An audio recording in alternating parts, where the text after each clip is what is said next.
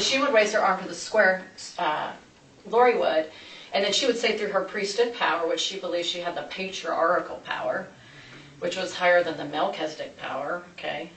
Sorry if this is confusing. I don't know. Yeah, I'm following you. He's following you. So, I'm patient. And so, Arizona, Utah, Idaho, da-da-da-da-da-da. And then she's like, okay, Chad says, and she'd be on the phone. How many, Chad, how many zombies in this state? She called him by name, Chad. I knew she was talking to him. How'd you know he was talking to him? Well, I just did. I just did. I mean, I just did. I don't know. I knew it. And Chad would help groom her into these beliefs and ideas. He would help her believe more and more, like, you're the most powerful woman in the world. So I understand that Lori's your sister, and obviously I was assigned the death investigation. I'm just trying to get, I guess, any type of insight that you might have. Yeah. So, yeah, there's a lot there. About maybe a year or two ago, Lori started reading some books and near-death experience books and started saying some weird things. Some of those things were that she, talks to Jesus in the temple, and she's married to Moroni, and she's not married to Charles anymore. She has a higher priesthood than the rest of us, and just some things that were alarming to me. And this is my brother and sister, and I love them with all my heart. But I'm telling you, there's something wrong about Lori and Alex. How did Alex talk about Lori? Well, he was a really, really protective big brother, but he also talked about her being hot. There's something with Lori and Alex. And what is the emergency? I shot my brother-in-law. So those three are thicker than thieves, but I bet you Tylee could break if you got to her.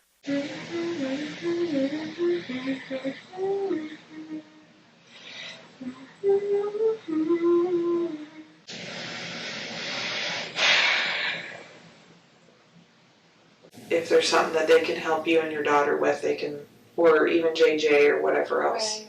Yeah, exactly. Okay. I hadn't even thought about him. Yeah.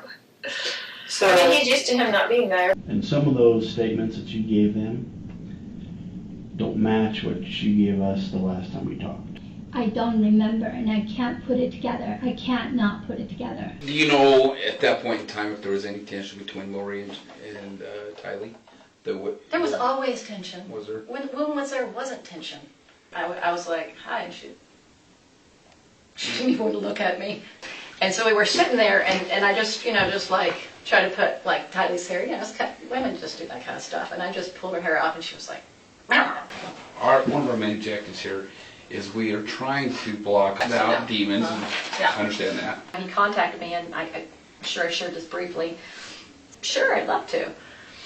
And so she's very beautiful and made with their so-called power to help cast or something.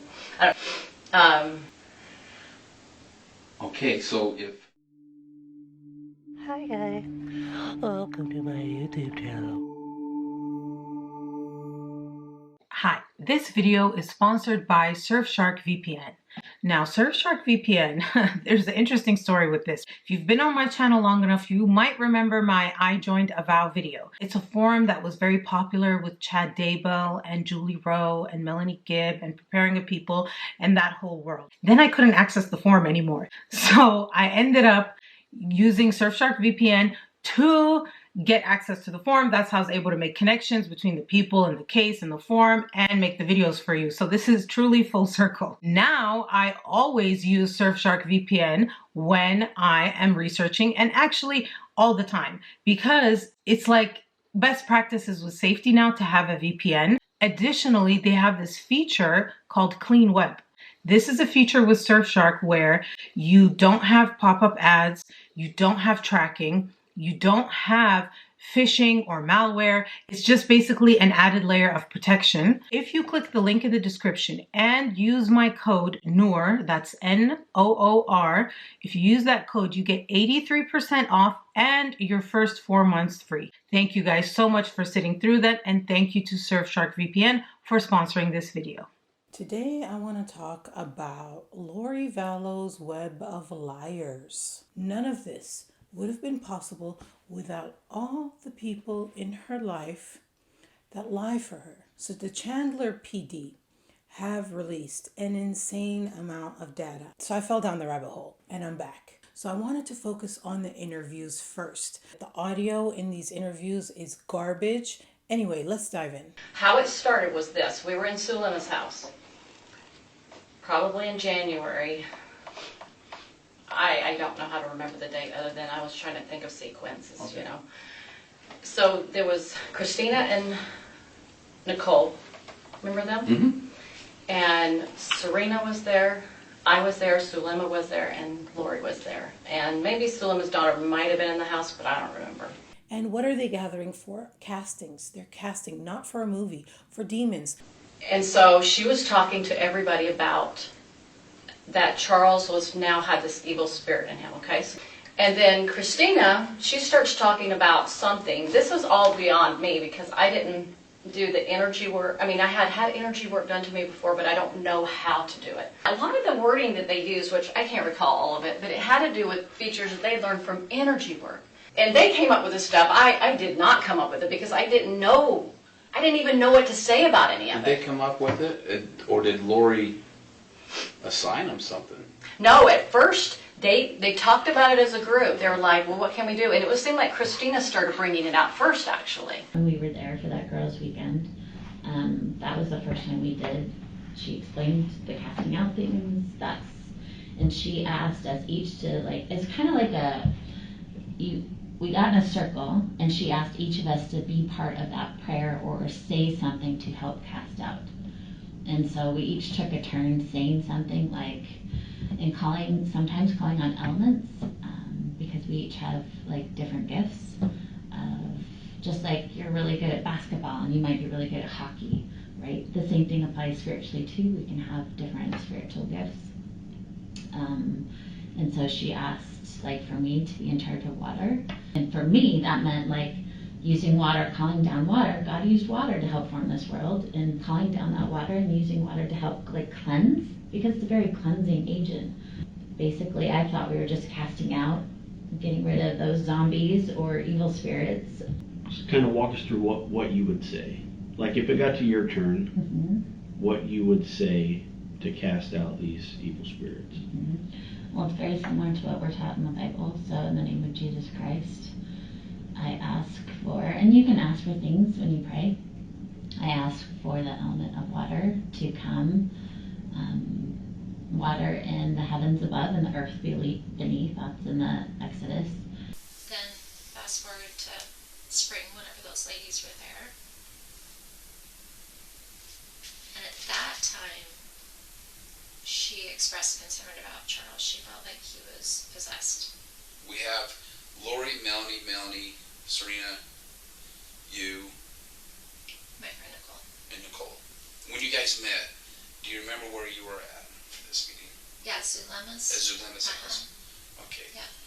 Christina tells us a little bit about how she met Lori. Tell me, how did you first meet Lori? Church. You guys attend the same ward? We did. We were in the same ward. I really had very little to do with her. She was in primary. So my husband and my boys interacted with her, and they really liked her, thought she was great. We reached out on a Sunday and went over and visited them. So that was really my first interaction with her one-on-one. And then we went down to the beach, I think, a day or two later. But you and Lori or the family? No, okay. Actually, it was just Lori and my family. And then a couple years later, would have been 2018, I saw her in the temple a couple times. Probably in December, before she was off to Hawaii, or I have no idea even when she went. But she showed up at my door, and my husband was unemployed at the time, and she handed me an envelope, and it had a couple $1,000 in it. She's like, I was in the temple today, I'm thinking about you guys, know that, you don't have any income, and I just want you to have this. And probably the last time I seen her until after she came back. Let's talk about Melanie Gibb and how she says she met Lori. Well, let me back up to when I first met her to help you understand how I got involved with her. Jason Mau's the one that introduced me to her. He met her in the temple and said, hey, there's like-minded people that are spiritual, da-da-da. Here's Melly's information. Jason Mau, I've mentioned him before. A lot of people think he's more involved than he is. He's very upset about it in the interviews. Am I getting drug into this? It's, I think, more along the lines of to not. Yeah. Did he tell you what's happening to me online and through social media because of all this? I don't. I would tell you that I kind of keep track of that on my own just by being involved in the case. I know that you've taken a hammering on it. Yeah. So, and I feel bad for you. I truly do. I don't. I think it's probably undeserved. I mean, they got wanted posters out for me. Some of these wingnuts. They're canceling my shows. They're messing with my employment. I mean, they try to get my books canceled. Yeah. Jason Mau's backstory is that he was a cop. He actually got fired for incompetence, and he makes a joke about it when he's back in the police station. I didn't know that. I had some bad memories in this room right here. I believe she used the word incompetent more than once. Sorry. Oh. Jason Mau is big on this scene in the sense that he is an author of these LDS-themed books. He has these books about warrioring up and Captain Moroni. As we know, Lori says she's married to Moroni, but I think that's the angel Moroni. It's different. I don't know. How much contact did you ever have with Lori? Did you ever have contact with Chad? Maybe 3 times in my life. With Chad? Yeah. Was it just at these conferences? Yeah, he was a guest on my podcast and at the conferences. How'd you meet Lori? Seems like I might know, but I don't remember who it was, but I was actually in the LDS temple in Gilbert. And as I passed by, what was told to me was Lori said, that's the guy that wrote those books about Captain Moroni. And oh yeah. And Lori wanted to meet me. And so said hi, shook hands, all that stuff, and that's how we met. And then she was in the large circle of people that I knew through doing my podcast and my speaking and stuff, and that's the acquaintance that I had with her. And then she was friends with Melanie. She became friends with Melanie, and then she was a recurring guest on the podcast. Melanie Gibb, she meets Lori, and she says that Lori had these experiences with the Lord, and they were so powerful, and she didn't think Lori would lie in the house of the Lord, so she believed her. And then there's something about some weird heat on her head. So she meets me, and she hears me talking a little bit because I'm doing something for a steak event. It was really normal and good, and she was just so excited to meet me. She was bringing this story about all her trials, and they sounded genuine to me. I did not think she would. I don't think people are manipulating. That's one of my weaknesses. I don't manipulate. I don't know how to. And so she says, well, I've had these experiences, and I know that I'm part of the 144,000. The Lord sealed me his in the temple kind of thing.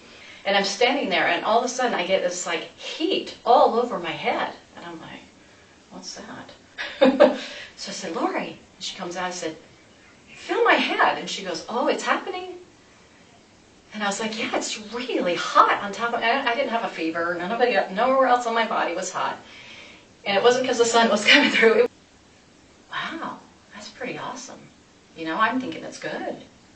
And so anyway, we go into a couple of different rooms. I don't want to share too much because it's the temple. Right. But anyway, she thinks that she has the power to ordain me at that point to be part of this 144,000.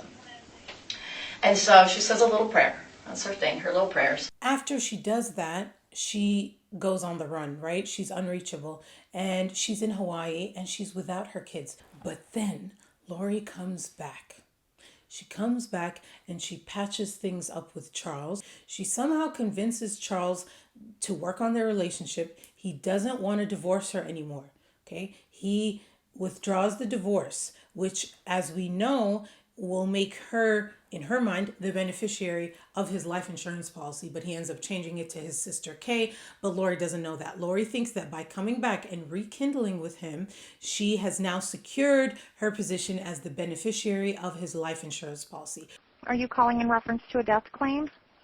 Yes. Okay, one moment, please. May I have the name of the insured? L. Charles Vallow. And who am I speaking with? This is Lori Vallow. And your relationship to the insured? He's my husband. And what was the cause of his passing?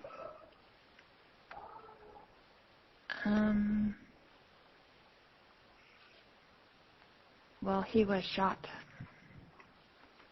Okay. So I don't know how I want to put that. Okay.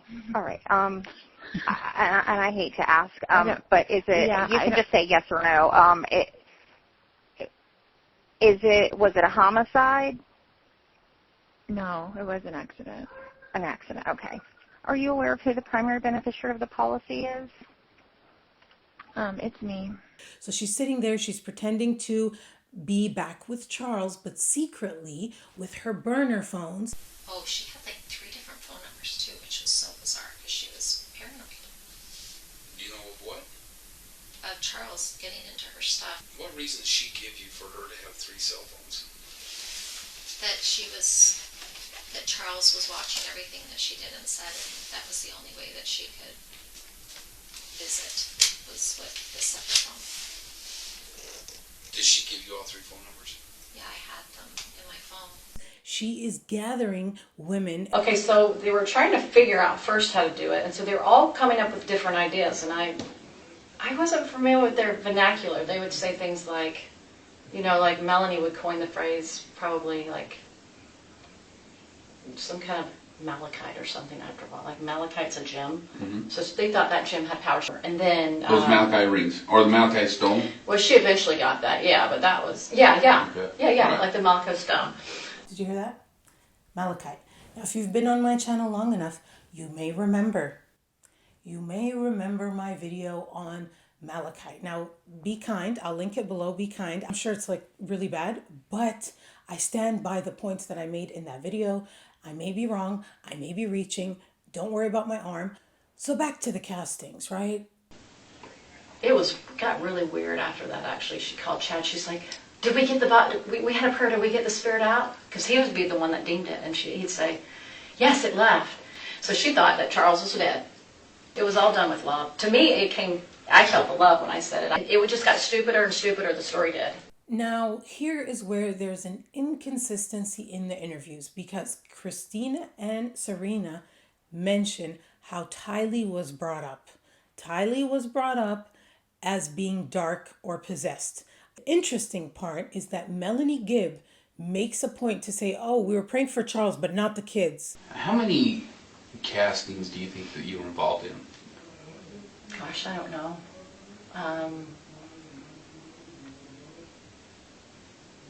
Maybe 10? Maybe.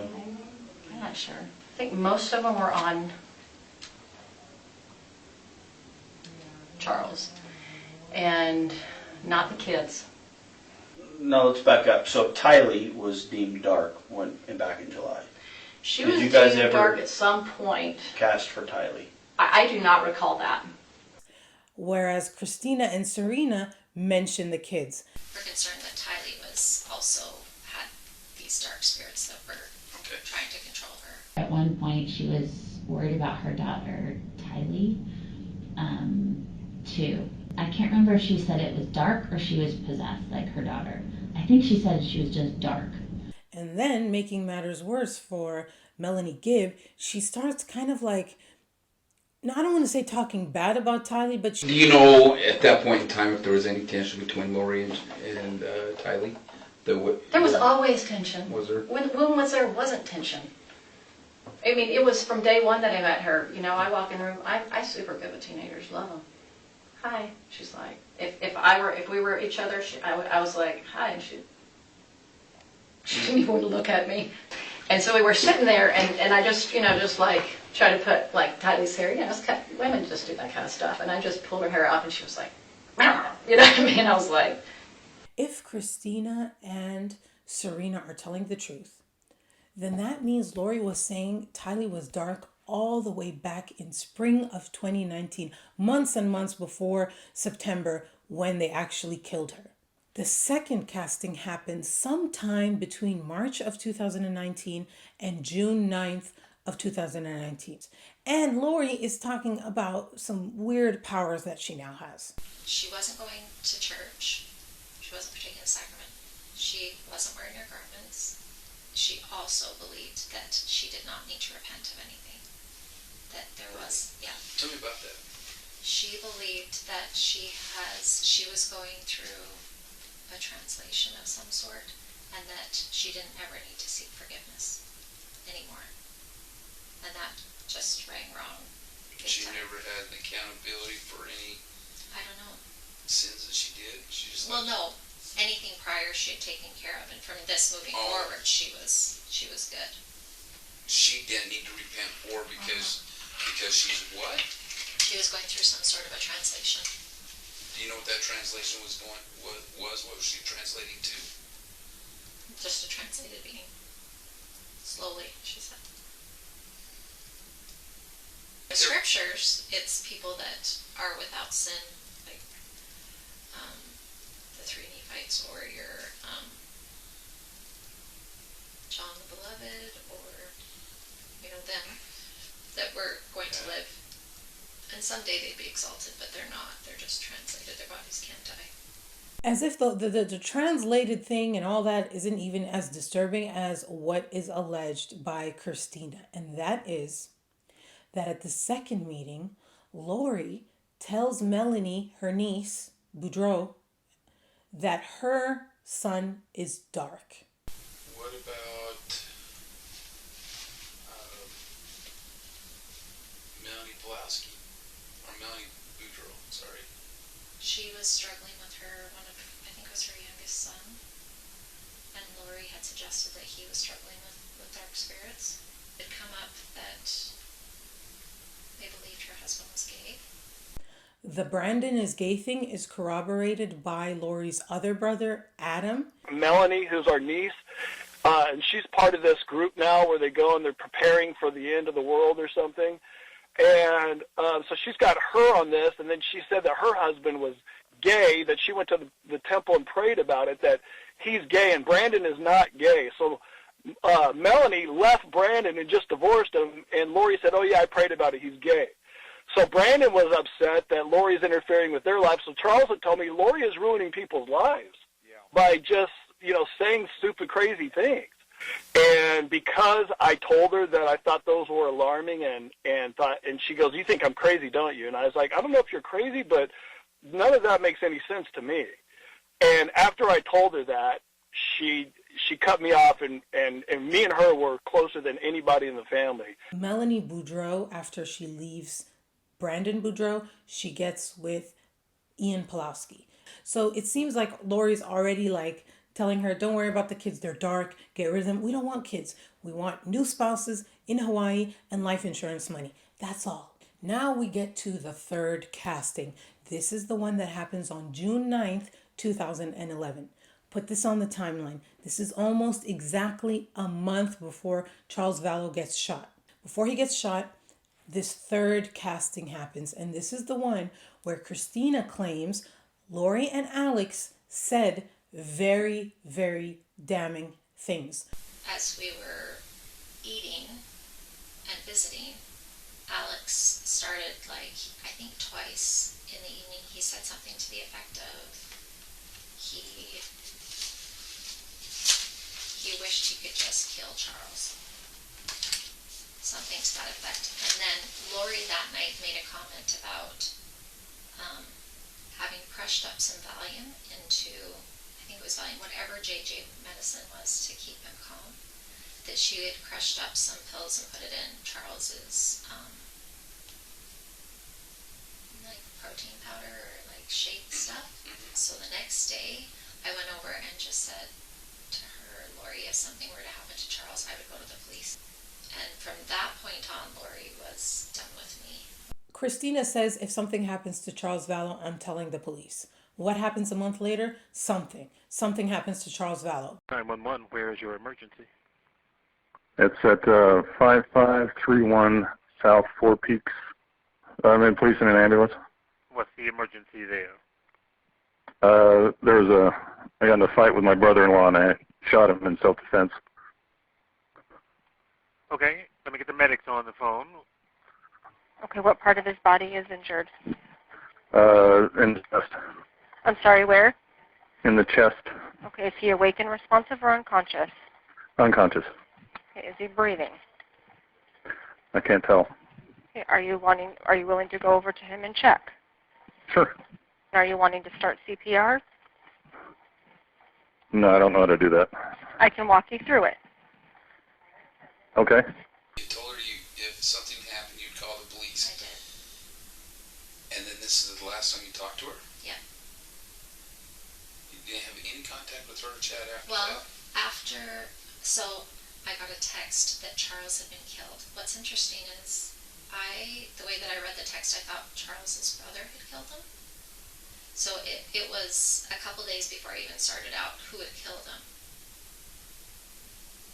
That he had been killed by Alex. I didn't figure out for a bit. Okay. Excuse me. You're fine.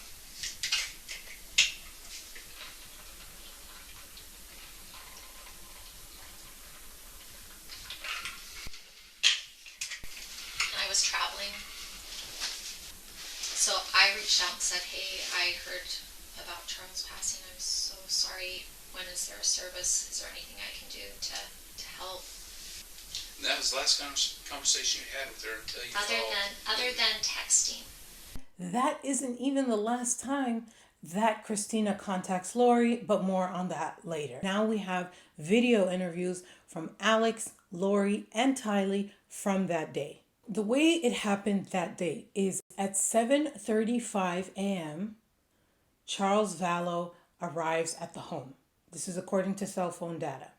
Lori leaves in his rental car with his cell phone at 7:49 a.m. So about 15 minutes later. So it is assumed that Charles was shot at this time. So 15 minutes after he gets there, he's shot.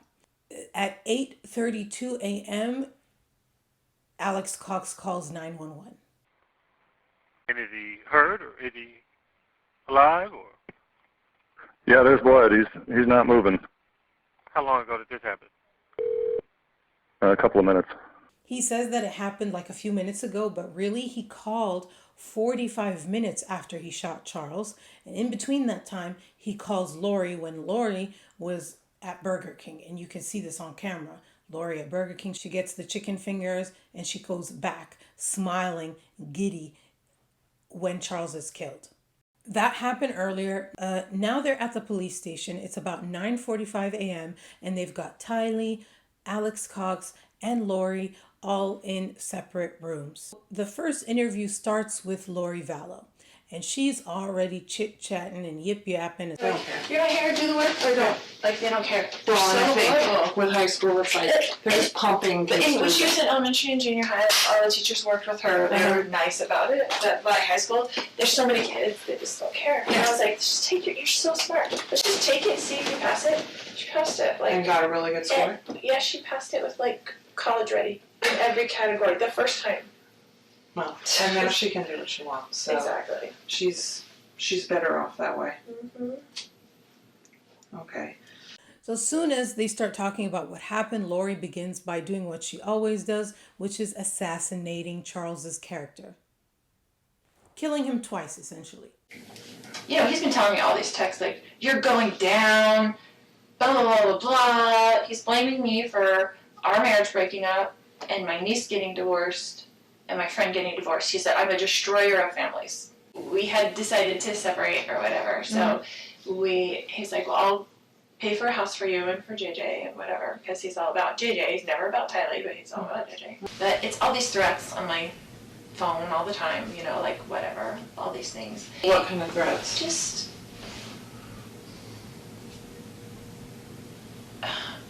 you'd have to read them to see, but he gets in huge fights with her. Yeah, a lot of things. But anyway, with Tylee, he has gotten physical. Okay. Before, and with my grown son. Like physical how? Like got into a physical fist fight with my son when he was 16. Okay. And he came after Tylee 2 times in Hawaii. Okay. And like went like he was gonna hit her, but then I got in between them. Right. How old was she when that happened? Probably 13 and 14. Okay. He'd work in California, he'd work in Texas. He has like books of business in different areas. And so he just goes wherever. It kind of just gives him freedom that he doesn't have to stay home every day and take care of special needs child. It's like an excuse. Just how he is, because he only thinks about himself. So for the most part, all of their stories match. They all say the same thing. He was following her and yelling, and then I got between them. And then Tylee came out with her bat. She took her bat like that and shoved him, and he took the bat away. Yeah. He was a professional baseball player. Okay. So it wasn't a good idea for Tylee to get out of that. He took the bat from her, she fell back, and so I told her, I was like, go get in the car with JJ. And so my mom said to go with JJ, and so I ran out the door. So I went into the bedroom where I was staying, grabbed my gun, I came back. Okay. And told him to put the gun down, or the bat down. And he came at me and was saying, what are you gonna do? Like that, and come to me with the bat. I said, put it down. He wouldn't, he came at me, so. Okay. That's their story, and they all generally say the same thing, except for a few inconsistencies. The first one has to do with why Alex Cox was spending the night at Lori's house. And your brother lives there with you? No. Okay. He had stayed with me last night because I was worried he was going to come over and cause trouble with me. Okay. And just wanted someone else there, like my brother there, because I trust my brother. Is there a reason you spent the night there last night? No, not really. Okay. Just hang out. We were gonna hang out today. Okay. Did your sister ever tell you she was concerned for her safety or well-being for Charles coming there? No. The next inconsistency is between Lori and Tylee's story. Lori says that after the scuffle happened where Charles got the bat away from Tylee, that she essentially told Tylee, leave, because she didn't want her to see what this fight was going to be. Like, I don't want JJ coming in to the house, and I wanted her out of the way. I wanted the kids out of the way of whatever this fight was going to be. Tylee says the same thing, that she left, but she says that when her mom came out again after the gunshot or the loud noise, that Lori asked Tylee to go back inside the house after what just happened to get her purse, to get Lori's purse. When she went outside with your brother, you never came back inside. Oh, I went to go get my mom's purse from inside so that we could have, like, her wallet and everything. So when I went in, I kind of, like, just tuned everything out, ran to my mom's closet, ran back. So I didn't see anything, I didn't hear anything. When did you go back in and get her purse? After my mom came out. Okay. So after you heard that loud noise? Yeah. Why would she send her back to see this if she's trying to protect her from what this fight was going to be? There is one notable consistency that happened, and that is that all of them, Lori, Tylee, and Alex, all of them cannot remember what anyone was saying. Do you remember what your husband or your brother were saying or yelling during all of this? I don't remember specifics. But I honestly couldn't tell you what they were saying. It was kind of just like all jumbled up in my head. What's he saying? I don't remember. Okay. And he was just screaming at both of them. Like, I don't even know what he was saying because honestly I was just too like wired, I guess. But you don't remember, if you do, like what your mom was saying at all, or what he was mad about? No, not really. I'm sorry. Okay. It's okay. So you were trying to get away from him, and you heard the shot. Prior to the shot, do you remember at any point hearing your husband or your brother saying anything to either of them? No. That's suspicious. That's weird. There's a point where she's talking about Alex having guns, and she's like, Alex is very professional with guns. And the person interviewing her, the officer, is like, proficient or professional. Like, she kind of corrects her, and Lori does not like that. She's like, He's very, very professional with guns. Proficient, professional. So the same person who interviews Lori interviews Tylee. So while Lori is being interviewed, Tylee is in the other room waiting. And she's like crying but stopping herself. She's humming, she's sighing. And it's just like, oh my God, you're witnessing this child like processing this traumatic event, but also somehow being disconnected from it, which tells you what she's probably already been through.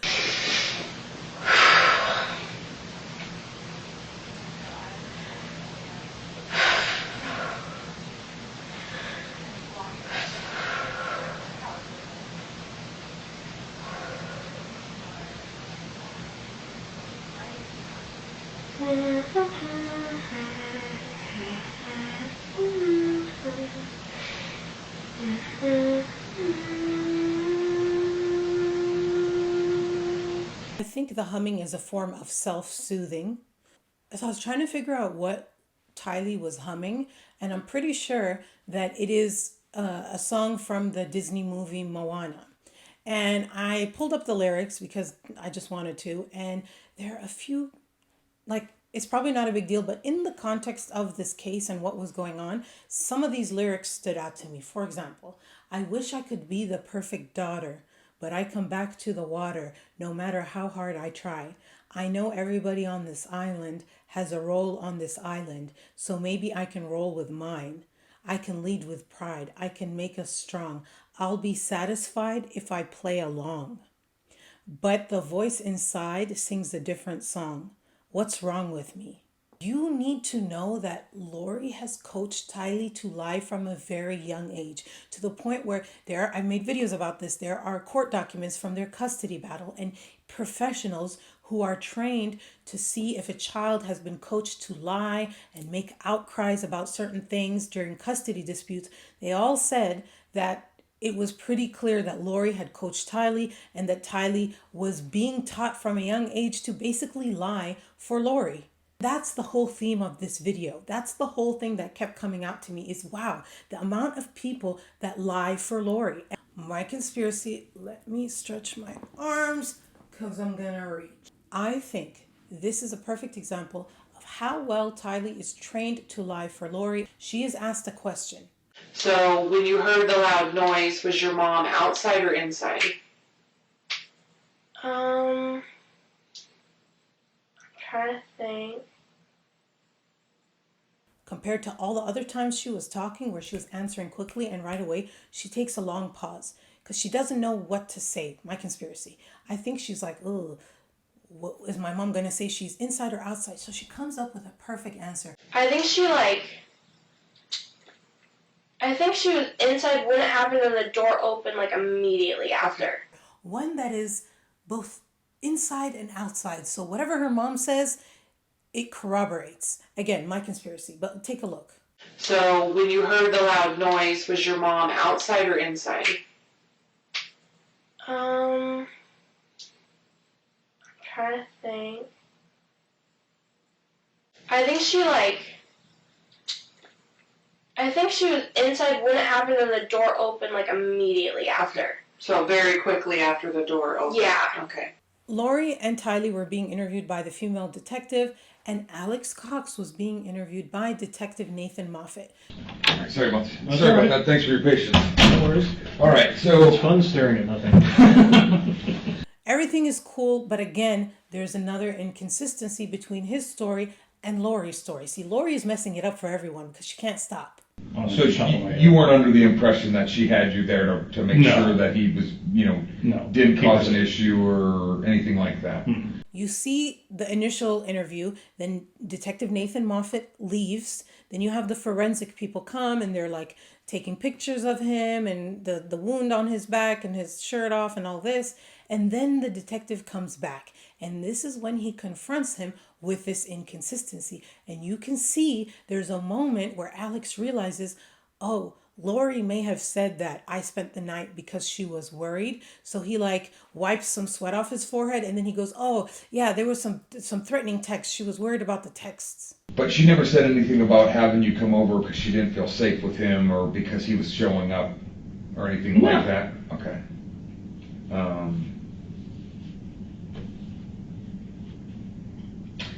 Is it normal for you? She had expressed that he had threatened her in some email and text messages. Okay. Saying he was going to stop her or destroy her or something to that effect. So I think this would be a good time to talk about Alex and Lori's relationship. I think you know where I'm going with this. Hi, Detective Coons. This is Debbie. I'm returning your call. Oh, yes, ma'am. Thank you for calling back. So I was married to Alex many years ago, and our marriage ended within a year. There were so many crazy dynamics in that family. There was a lot of inappropriate sexual touching and things going on in the family, particularly between him and his sister. So between Alex and Lori? And Lori. Okay. You kind of got me at a loss on this one. What do you consider inappropriate sexual touching? He would pick her up and she'd wrap her legs around his waist and he would kind of bounce her up and down on himself. Okay. In front of me, and they would moan and simulate sex acts. Okay. And his mom and dad talked about their sex life in front of us constantly, and it just kind of seemed to be a game for them. Oh, to the talk mom and about dad their... didn't really object to it then, huh? No, not at all. All of this was going on in the family, in front of everybody. They had no shame. He did touch her breasts and things, but they were allowed to do that in their family. So to him, he didn't think it was weird. He thought I was weird for thinking it was weird. How old were they when you guys got married and you saw this behavior? I was 22 and Alex was 24. So, okay, Yeah. so she was maybe 20, 21 at the time? Yeah. Yep, that sounds right. All of the inappropriate behavior I saw was in California at their mom and dad's house. He got excommunicated from the Mormon church. I know that he said he got rebaptized, and then he got excommunicated again.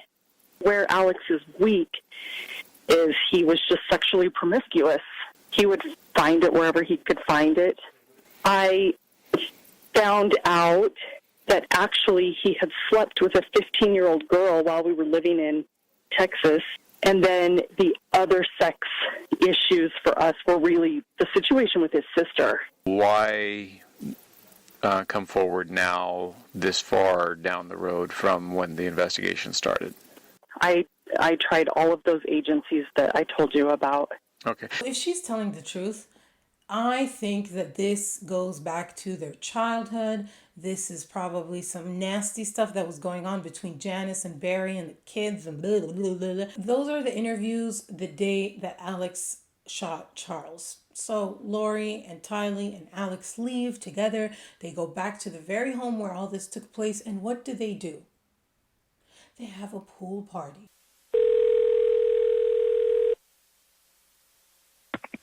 Hello, this is Joe. Hey, Joe, Detective Moffat with the Chandler Police Department. How are you, sir? I'm fantastic. How are you today? I'm well. Well, I'm, of course, the owner of the house on Four Peaks, right? Yeah. You know that, right? Okay. Thursday afternoon, the day of the murder, they're having a pool party at the house, at Lori's house.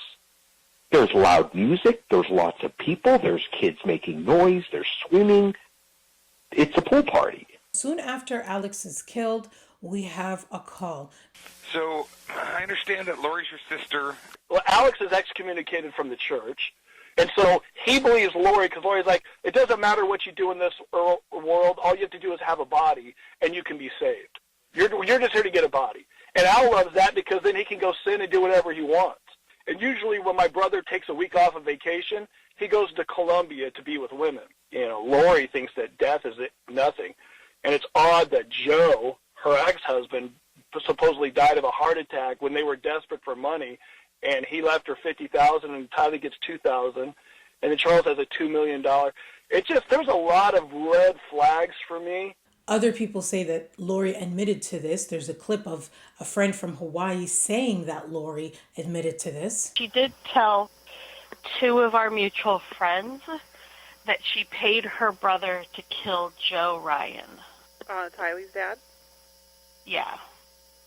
Lori and Alex planned Joe's death. So they planned out how they were going to kill Joe. And Al was going to taser him, throw him in the trunk, and take him out to a field and shoot him, and then bury him. Well, Al went to taser him, and it didn't work, and Joe called the cops, and Al went to jail for 12 months.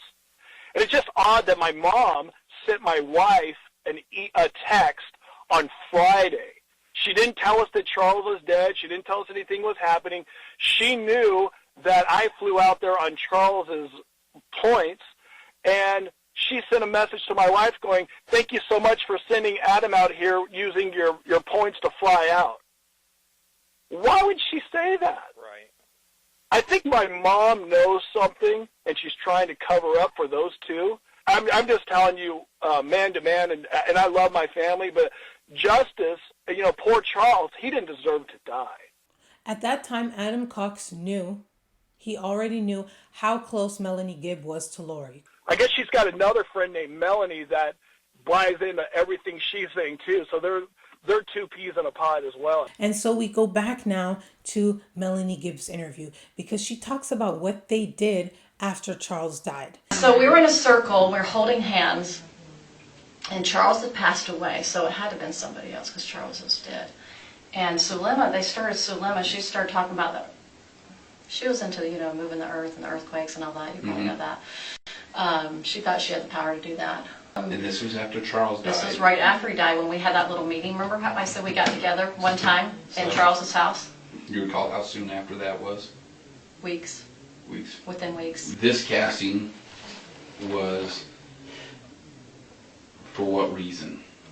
To continue to help the spirits that are in the bodies to talk them out of leaving their bodies. Okay. What bodies? I think it could have been Tammy. It might have been Brandon, maybe. And they weren't even done. They started praying for Tammy and Brandon to have their demons removed, aka die and get the life insurance policy. And here is where we get the frustrating, what I call their selective memory that's very selective. So Lemma remembers. Yes? Some things. I don't remember, and I can't put it together. I can't not put it together. I don't recall. Okay. I mean, I could say maybe, but I don't remember.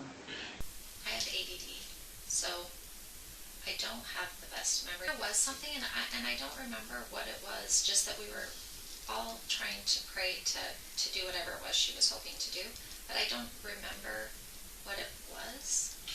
That night on the 22nd, does Lori leave anywhere with JJ? I don't have any memory of her leaving. Thank God for text messages, because if we had to rely on these people's memories, we wouldn't know half of what we know. Lori sent a text to you around 8:30 that evening saying that something to the effect of, "Hey, I'll be there shortly. JJ woke up. She's getting him back to bed." Oh. Do you know where she was at or where you were at when she sent that text? Gosh. Man, that doesn't even sound familiar. Maybe at Alex's house. I mean, that's the only place that she could be. Do you have that conversation with her on your phone right now? No, I think I deleted everything. What was your spiritual name that she would use for you? Phoebe. Phoebe. And then how were you related to her? How were you related to Lori? So I was the oldest of all her kids. Yeah, so she only had one husband in that one, according to her. Now, I don't believe that now, just for the record. Right. I do not believe any of this stuff. So Lori was your mom? That's right. Okay. Yeah. Because there's times you call her mom and some text messages. Yeah. I want to throw up in my mouth a little bit. So now we're in October, and Tammy has mysteriously died in her sleep. Chad's wife, Tammy Daybell, yeah, she dies in October. And who do you think calls Lori when this happens? Christina. And I did reach out to her in October because, so it turns out my sister, Ruth, is in Chad Daybell's ward. She lives in Salem. Oh, really? The only time I'd ever met him was at my sister's ward that summer. We went to go grab my brother-in-law, and Chad was in the office, one of whatever the clerk's office is, and my brother-in-law introduced me. I said, hey, I'm a friend of Lori's, I think you know her. And he said, oh yeah, she's a friend or whatever. And that was the extent, under 30 seconds, and that's the only time I've ever met him. One of the people that has been brought up during this October time frame in Idaho when Tammy died is Jason Mao. As people say that he was in the area at that time, he's a cop, he's their friend, and so they think he's somehow connected. So police bring him in to ask him essentially for a DNA swab and his schedule so they can rule him out. The reason we want to talk to you is because throughout this investigation we're kind of looking ahead at potential problems. One of the potential problem here is that making accountability for everybody on particular days. Mm-hmm. Have you ever been to Idaho? Yeah, several times. Now, somebody told me, does your sister live in Idaho? Mm-hmm. She lives in Expert. So I'd like to get some accountability of where you were October 9th and October 19th of 2019. According to my calendar, I was at Feed My Starving Children October 19th. And what I really need is you to consent to just giving us some DNA, so a mouth swab. Here's why. Some of this evidence we have is forensics, and I want to be able to say that any DNA that we come up with is not yours. Swab it. I got what you got. Yeah. I mean, whatever I have to do to get myself away from this crowd. I'm truly just doing this to make sure that, you're accounted for, and you're not there. Every bunch of those kids needs to burn in hell, so.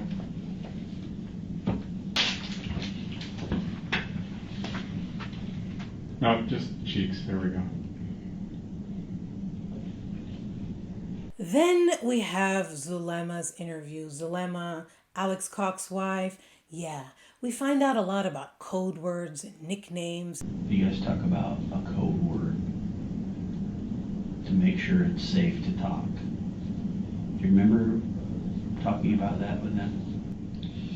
Yeah, because remember I told you that the day that Alex and I were going to Vegas, that day when I got back from the spa, he wasn't in the house.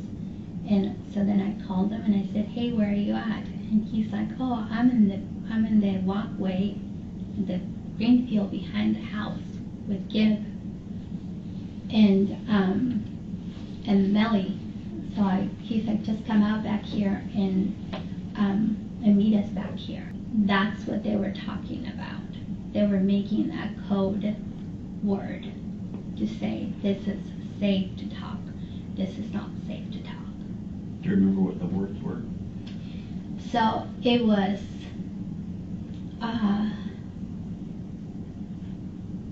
pretty bird, and the other one was not happy Bob. Not happy Bob. So which one meant it was okay to talk? Pretty bird? I think it's the opposite. Or how come you were always the one who would make the calls? How come it wouldn't be Ian or Melanie or anybody else within the group that would call Chad and Lori?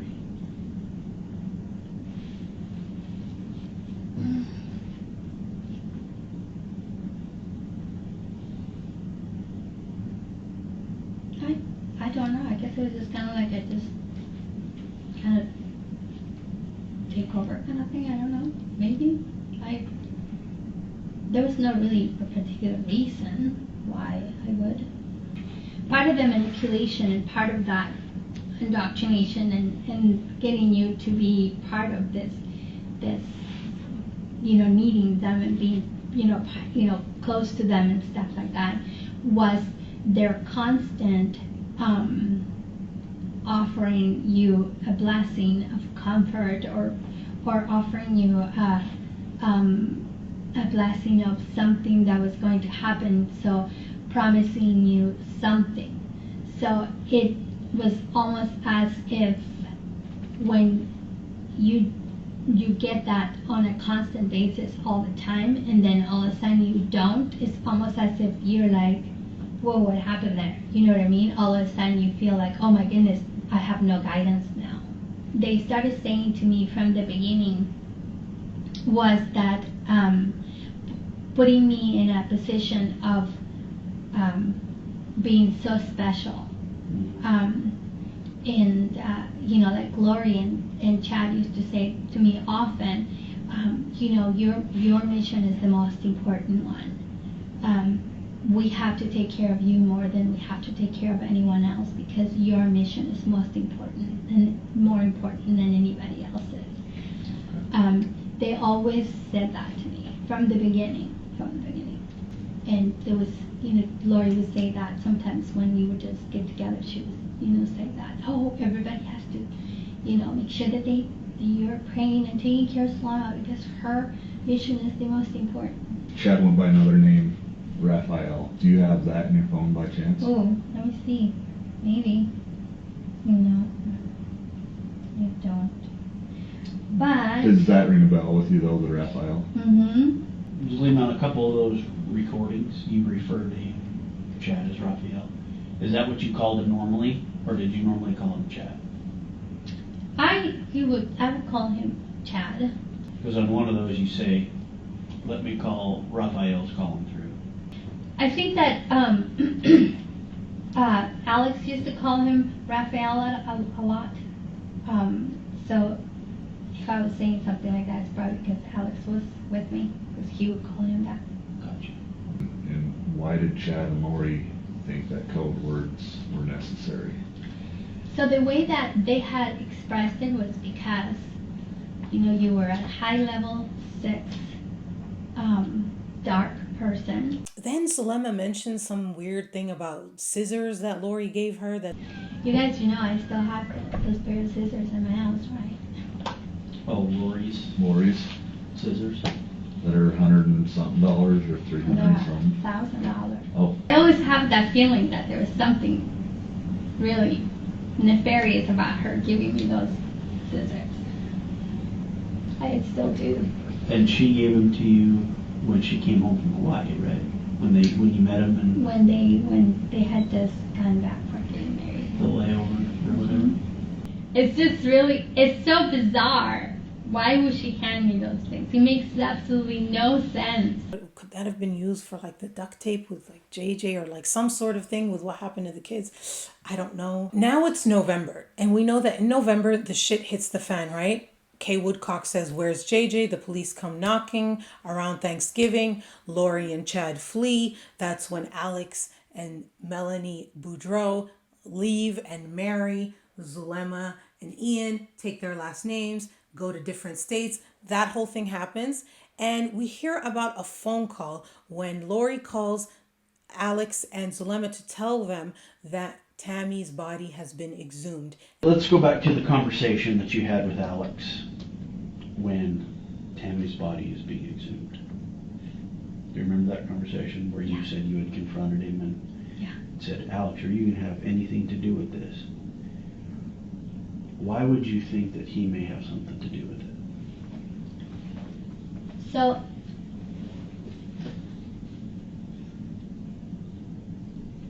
Lori and Chad had called that day, and they were the ones that told us that they were exhuming her body. And the way they were talking, they weren't really saying anything, like, oh, we're worried or anything like that. It was more of like a feeling that I had that was like, this is really weird. Like, shouldn't they be like having this kind of reaction type of thing? You know, not like so nonchalantly, oh, they're exhuming her body today type of thing. And I was like, why are they so not nonchalantly about it? Like, if are they hiding something? Did they do something? Did it not do something? And so that's why I wanted to. I knew that if I asked Lori and Chad about anything, they probably wouldn't say anything. But I thought that if they had been doing something, if he had done anything, Alex would probably tell me. So that's why I pressured him. I'm like, would you have anything to do with this? Like, if they assume this body, and are they gonna find anything? Did you have anything to do with this? And he said no. But I mean, I don't know if that was true or not. Do you know what I mean? If my wife gets a call and they say one of her friends is being exhumed, that wouldn't be a question I would ask my wife is, did you have anything to do with this? That wouldn't even cross my mind. Do you know what I mean? It would be more like, hey, we're telling you it's getting exhumed. Right. Information-wise, this is what's going on. So that's why I wanted you to maybe expand a little bit on maybe why you thought or suspected Chad and Lori may have done something to Tammy, or that maybe Alex had known about something or had done something. So remember that they were saying that Tammy had become a zombie. Mm-hmm. Remember that? Yep. So then I stand up and I start walking away because I'm like, I don't know what to think at this point. And that's when he said, I think I am being their fall guy. And I'm like, the fall guy for what? What is it? Tell me. What is it that they're trying to pin on you? What did they do? And he just wouldn't say anything else. And so then I get frustrated again because he's not answering my questions. So I turn around and I'm going to walk away again, because I'm just so frustrated that he's not saying anything. And that's when he tells me, either I am a man of God or I am not. Now putting it all back, and now I understand that, they were probably telling him through blessings to do certain things. And then Alex dies, and then they confront her about inconsistencies between what she said the day Alex died and what she told them. So, Zulema, as we've been going over things, we've been going over reports that you have given to Gilbert initially with Alex's death. And some of those statements that you gave them don't match what you gave us the last time we talked. So I just wanted to clarify kind of why you told them something completely different. Okay? So when I was discussing last time with you about... Was this the day that Alex died? Is that what you're talking about? The day Alex died. Okay. So do you remember anything that you told those guys as far as Lori and Chad? Or... Very, very little. I don't remember much of what happened though. To tell you the truth, there is a part of between 2 weeks there that there isn't much. It's very foggy for me. I can't put a timeline together. I don't know what happened first and what happened next. Well, I'll just come out and ask you. You told Gilbert that you had no idea how to get a hold of Lori and Chad when they asked you who Alex was on the phone with. Can you tell me why you told them that?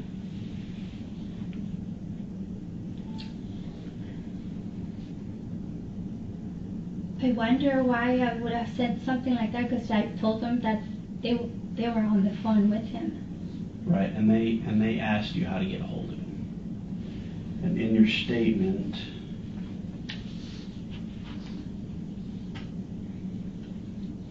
you said you had only met Lori a couple of times before she moved. And you hadn't seen Lori since she moved a few months ago, and you didn't think Lori was married. Yeah, I don't remember saying that.